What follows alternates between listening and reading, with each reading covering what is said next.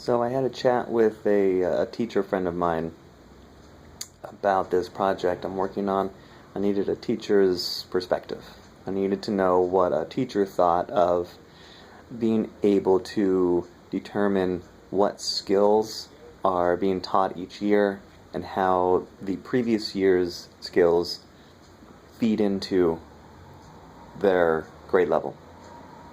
And for students that are struggling with a particular skill, how do you find out exactly what standard you need to cover that will feed into that skill that's lacking?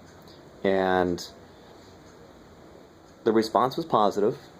The response was very positive, and I was glad to hear that.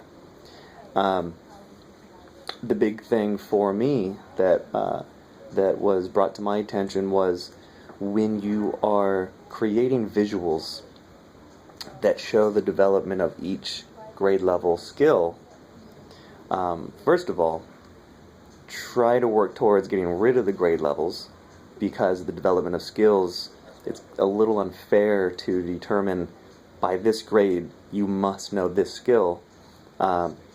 Instead, focus on the sort of performance scale of, yes, you know this skill, being able to break two-digit numbers apart. When you're ready, the next thing you're going to do is break three-digit numbers apart, and the next thing is break them apart and add and subtract broken up in expanded form, regardless of what grade level you're in, whether you're in second, third, or fourth. That's the progression. So that was first. But then the visuals, making sure that those visuals reflect the constant growth. So there isn't a sudden jump in breaking apart 37 into 3 tens and 7 ones, or 3 dimes and 7 pennies, which is totally manageable. It's totally reflective of what you can actually do in real life situations. You don't want to carry 37 pennies. That's why we have dimes. Instead of jumping up from 2 digits, like 37, to 3 digits, like 743, that number doesn't make sense naturally. Going from 37 to 743, you can't carry around 743 pennies. That doesn't work. So the idea of going from a 2-digit number to a 3-digit number visually still has to flow. It still has to make sense.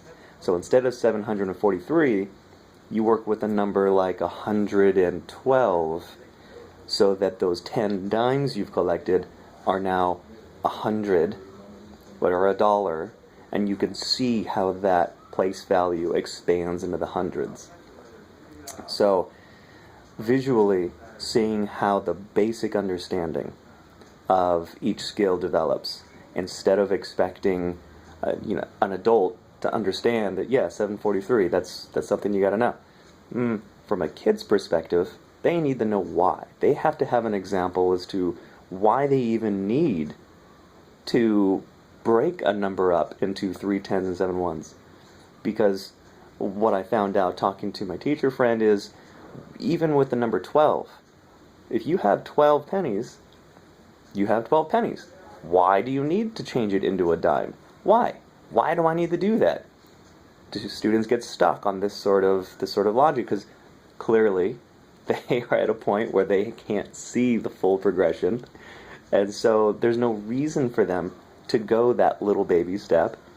So you have to give them incentives to understand each little step. So when I'm creating this project of mine, and I'm creating visuals for parents and students and tutors and administrators to see the development of each skill, I have to keep in mind that it's all for the students, and to keep their perspective in mind. So that was a fantastic reflective point for me as I'm moving forward and starting to get feedback. Really excited with how things are going. I'm talking with a couple more teachers I'm going to meet with next week. Working with a couple of parents to make sure that this understanding of the Common Core is reflective of all angles, and not just the one that is lost in the forest. Can't see the forest through the trees type of deal, which is sometimes I feel like that when I'm working on all these standards. Anyway, that's the update. That's what's going on. So, wish me luck. Keep going.